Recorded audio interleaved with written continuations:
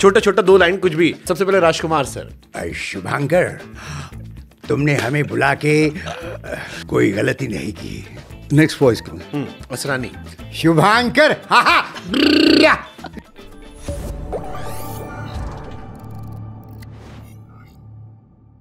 छोटा छोटा 2 लाइन कुछ भी। कैसे हैं शुभांकर, आप इतना ही बोल सकते हैं। हाँ। 2 लाइन चल जाएगा। सबसे पहले हमारे गर्म पानी मंगा दूं सर? नहीं ठीक है, ये यहाँ चलता है हमारे यहाँ सर, चाय पानी सब। ओके, सबसे पहले राजकुमार सर। जानी। शुभांकर, तुमने हमें बुला के कोई गलती नहीं की और ये पॉडकास्ट जो है वो यहाँ तक गूंजेगा कि तुम्हें पता नहीं चलेगा कि कहाँ तक गूंजेगा। राजकुमार जी का एक छोटा सा किस्सा बताऊंगा। अक्सर ये जैसे विनोद खन्ना है, नाना पाटेकर, राजकुमार, ये लोग स्टेज पे आपको नहीं दिखेंगे कभी, लेकिन मैंने उनके साथ पूरा 1 महीने का टूर किया और मैं उसमें एंकर था। अब राजकुमार जो अपने स्टाइल में ना, तो बोले सर आपका अभी आपकी एंट्री है। सुनो, तुम्हारा नाम क्या है? तो सुदेश भोसले। Very good. और जैसे मैं जाऊँ ना, सुभाष यहाँ आओ। पूरे टूर में मुझे सुभाष बना दिया। तो अभी अब नेक्स्ट वॉइस करूँ। असरानी।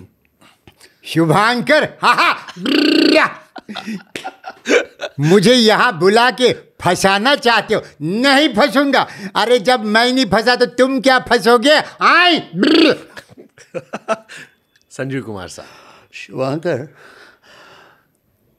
आपके आने के लिए बड़ा इंतज़ार करना पड़ा, लेकिन आज आया हूँ, बहुत खुश हूँ मैं। संजीव कुमार वाला किस्सा रह गया था सर। आपने 5 फिल्में उनके लिए डब की डेथ के बाद जी। संजीव कुमार क्यों टफ रहा आपके लिए? आपने कहा ना आप बड़ी इजीली पकड़ लेते लोगों को। नहीं, कभी कभी मैं ना कुछ लोगों को, मेरे सीनियर्स को सुनता था तो समझ में नहीं आता था और एक दिन अचानक आ गया। मतलब ऐसी कई आवाज़ें आज भी हैं। अच्छा, लोग मुझे पूछते हैं कि आप शाहरुख खान को करते हो क्या, सलमान खान को या टाइगर श्रॉफ को? तो नहीं होता जो है वो। मैं ये नहीं बोलूँगा कि नहीं मैं उनकी नहीं करता वगैरह, नहीं होता। मेरे इस वोकल कॉर्ड से नहीं निकलती वो आवाज़ें। बहुत लाख कोशिश करो, नहीं होगा। लेकिन वो उस वक्त की ऐसी आवाज़ें हैं। अच्छा, एक रेयर वॉइस जो कभी किसी ने स्टेज पे भी नहीं की, तिवारी जी थी। एकदम पहाड़ के जैसे सांवले से विलन थे और उनका बेटा भी था नमक हलाल में, भूषण तिवारी, सेम दिल। तो उनका कुंवारा बाप का एक डायलॉग है, शीला, वो साउथ इंडियन हीरोइन थी, वो महमूद साद। शीला, मुझसे शादी करोगी? रानी बना के रखूँगा। ऐसा क्या है उस रिक्शा वाले में जो मुझ में नहीं? याद आ रहा आपको? तो ऐसी कभी कभी ना, जैसे सुनील दत्त साहब, मेरी माँ के कंगन लौटा दे लाला, गली के कुत्ते किसी के वफादार नहीं होते माँ, ये। और विनोद खन्ना मुझसे लोग बहुत मांगते हैं। अमर अकबर थे, यहाँ का दादा है तो हाँ, अपनी बस्ती वालों के सामने रोब जमा रहा हाँ, और मेरी वर्दी की वजह से चुप है तू हाँ। और दूसरे दिन उसको एंथनी को मार के लॉकअप में बंद करते। अब वहाँ वो लॉकअप में बंद है और विनोद खन्ना अमर कुछ लिख रहे हैं, तो बोले साहब कल आपने बहुत मारा, लेकिन अपन ने सिर्फ 2 मारा, सॉलिड था ना। ओह शटा फैलियो। तो ये रेयर वॉइसेस है। वो अपने जैसे अनुपम खेर जी की नकल जो है ना, अपने मैं टीवी पे, वो केबल टीवी पे कोई अमित जी और अनुपम खेर जी की मूवी देख रहा हूँ, तो अमिताभ बच्चन अनुपम खेर को एक झापड़ मारते, तो मेरा बेटा बेटे मिस्टर डेविड आ, और मैंने तुरंत उसको रिपीट किया। तो कुछ वॉइसेस अपने आप आने लगे। ब्यूटीफुल। ये अमिताभ बच्चन और विनोद खन्ना में ज़्यादा हैंडसम कौन आपको लगता था? Of course Vinod Khanna. विनोद खन्ना। वो कहते हैं ना वर्ल्ड के नंबर 1 हैंडसमेस्ट। कुछ डिफरेंट चार्म। मतलब विनोद खन्ना, धर्म जी और बाद में सलमान खान, ये 3 लोग। और अब जो है ना ग्रीक गॉड बोलते हैं जिनको, ऋतिक रोशन। लेकिन विनोद, अच्छा उनके साथ भी मैंने टूर किया 1 महीने का, कल्याण जाने। मतलब होते हैं ना कुछ सपने जो देखे भी नहीं वो पूरे हो जाते हैं। तो जैसे मैंने मेलोडी मेकर्स ज्वाइन किया 82 में, तो हमारे जो ओनर हैं अशोक कुमार सर, अपने बोले अमेरिका टूर है, तो हमको तो 4 बार जाते थे यूएसए में, 1.5 दिन। बोले अच्छा पासपोर्ट ले लेगा। बोले किशोर कुमार के साथ जाना है। मतलब अच्छा, बोला अरे किशोर कुमार के साथ जा रहे हैं। अच्छा, बोला कौन किशोर कुमार? अबे किशोर कुमार। बोला कौन किशोर? किशोर कुमार जिसको तू भगवान, क्या बात कर रहे हो, उस किशोर कुमार के साथ मुझे टूर पे जाना है। तो समझ रहे, कभी सोचा नहीं था ज़िंदगी में किशोर कुमार। और फिर जब जब भी शोज़ होते थे ना, तो उनके बंगले में हर संडे को दिन भर किशोर दा गा रहे और मैं सिर्फ, हमारे म्यूजिशियन रिहर्सल कर रहे, मैं सिर्फ देख रहा था। और उस वक्त इतनी बेवकूफ़ थे, और उस वक्त ये चलन नहीं था ना ये मोबाइल का, तो अब होता तो पता नहीं लाखों फ़ोटो खींच लिए होते। किशोर दा गा रहे, मैं यहाँ बैठा हूँ दिन भर। और किशोर दा का मज़ा, एक बार वो कॉर्डलेस फ़ोन आया था, तो इतने, हेलो, हाँ मैं किशोर कुमार बोल रहा हूँ। नहीं, त्रिड़े, अरे मैं किशोर कुमार बोल रहा हूँ। नहीं, त्रिड़े, नहीं, ठीक है। तो सामने वाला मानने को नहीं तैयार है कि किशोर कुमार ने फ़ोन उठाया। तो ऐसे ऐसे। और किशोर कुमार आपको इसलिए तो नहीं पसंद थे क्योंकि वो भी आपकी तरह ओवर टैलेंटेड थे, एक्टिंग करे तो कमाल है? नहीं, मैं बताऊं, रफ़ी साहब, किशोर दा, मुकेश जी, बोलते ना लता जी, आशा जी, यहाँ बैठे। मतलब अब मैं आपको एक बता दूं कि अब लोगों ने, जिन्होंने मुझे सिर्फ स्टेज पे देखा ना, उनको ये लगता होगा कि मैं दिन भर उछल कूद करता, लेकिन बिल्कुल नहीं।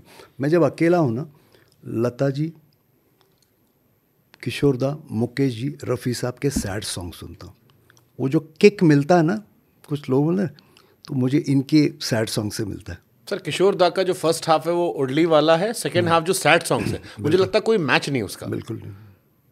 और देखिए ना, भगवान जिसको दे देता ना, उसने कितना सीखा है, किससे सीखा है, आप डिलीवर क्या करते हो। ट्रू। और उसका कितना इम्पैक्ट होता है। अभी इतने सिंगर्स आए हैं, सुपर टैलेंटेड हैं। इनफैक्ट मैं तो बोलता हूँ ये ज़्यादा टैलेंटेड हैं। एक रियलिटी शो में एक बच्ची ने सरगम गाई, आशा जी बोली अगर मैं ऐसा करूँगी तो मेरी तो ज़ुबान अटक जाएगी। इतने, मतलब ऐसा लगता है, कुछ कुछ बच्चे आप देख रहे होंगे ना, ऐसा लगता है पुनर्जन्म है इनका, कोई खां साहब, कोई पंडित ने जन्म लिया, बिना सीखे आता है इनको। तो लेकिन ये जो 5-10 आवाज़ें हैं, आज भी क्यों यहाँ सुर में सभी गाते हैं। सुर में गाना इज़ नॉट गाना। एक हमेशा ना, जो क्लासिकल सिंगर्स हैं, जो दिग्गज हैं, पंडित, उन्होंने हमेशा बॉलीवुड के म्यूज़िक को चीप समझा है। ये हमेशा डिबेट चलता रहा सालों से। एक बार कल्याण जी आनंद जी भाई के साथ हम लोग परफॉर्म कर रहे थे, पता चला कि वहाँ किसी पड़ोस में भीमसेन जोशी जी, पंडित जी, वहाँ डिनर के लिए आए। तो कल्याण जी भाई ने उनको वो ये मैसेज भेजा कि कल्याण जी आनंद जी नाइट हो रही, एक 2 मिनट आपको बुलाना चाहते, वो आपका सत्कार करना चाहते। तो आ गए वो कल्याण जी आनंद जी, बॉलीवुड नाइट, जहाँ हम लोग वो प्यार दो प्यार लो ओए ओए गा रहे, वहाँ भीमसेन जोशी। तो उनका शॉल, श्रीफल, नारियल लोग। तो बोले कल्याण जी भाई, पंडित जी एक सवाल है, हाँ पूछिए। बोले ये हमेशा बोलते कि क्लासिकल वाले कि हमारा जो संगीत है एकदम ओछा है, चीप है, आप क्या कहेंगे। क्या बोले मैम, जो यहाँ लगे वो संगीत। ऐसा सवाल, ऐसा जवाब कोई देगा? जो अब मैं हूँ या छोटा बच्चा है, जो आपके दिल को झंझोड़ दे, वो बड़ा कलाकार है मेरे से। मैंने कितना सीखा, मैंने कितनी डिग्रियां हासिल की, कुछ नहीं। आप आपके लाइफ में क्या डिलीवर करते हो, वो मतलब आपने जीवन से क्या सीखा है, उतने बड़े आप हैं। मैंने सुना किशोर दा को भी शुरू में लोगों ने बहुत हल्के में लिया था। बिल्कुल बिल्कुल। बहुत ही, जैसे आपने कहा ना क्लासिकल वाले बॉलीवुड के थे, उसी तरह किशोर साहब को भी। कल्याण जी भाई के साथ लड़ते थे क्लासिकल वाले आके कि किशोर कुमार से क्यों गवा रहे, वो तो सीखा नहीं। अरे वो सीखा नहीं, लेकिन जो हमको चाहिए वो किशोर दा ही देता है ना। हमको जो फीलिंग्स, एक्सप्रेशन चाहिए, वो आदमी डिलीवर करता है। आप उसकी डिग्री, अभी सचिन को अगर आप पूछेंगे कि तूने बीकॉम एमकॉम क्यों नहीं किया क्रिकेट से पहले, तो क्या जवाब है। अगर वो करता तो शायद इतना सचिन तेंदुलकर नहीं मिलता हमको। मैंने ये भी सुना कि किशोर दा की वजह से एक टाइम पर रफ़ी साहब को काम मिलना बंद हो गया था। नहीं, मैं बताता हूँ, जब रफ़ी साहब टॉप पे ही थे, जब से हमने होश संभाला, कोई भी हीरो, शम्मी कपूर, राजेंद्र कुमार, दिलीप कुमार, विश्वजीत जी, भारत भूषण, रफ़ी साहब। किशोर दा उस वक्त भी उतना ही अच्छा है। हे हे हे हो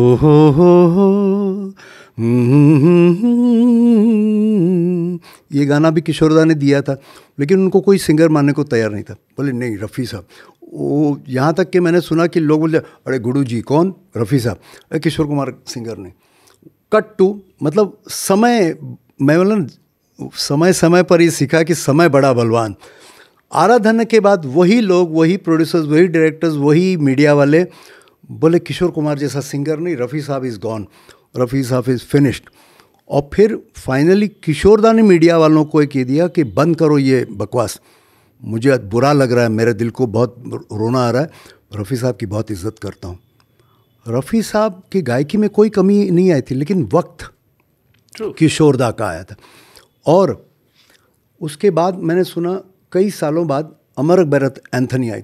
अच्छा किशोरदा, रफ़ी साहब के बारे में मतलब मैं कभी मिला नहीं ना मुकेश जी से, लेकिन बड़े लोगों ने कहा है कि ऐसा हुआ कि एक समय था रफ़ी साहब के सामने जब किशोरदा की कोई फिल्म जाती थी एज ए हीरो, तो बोले अरे उठा उसको यार, ये डूबता सूरज है। ये अमित कुमार ने खुद बताया मुझे।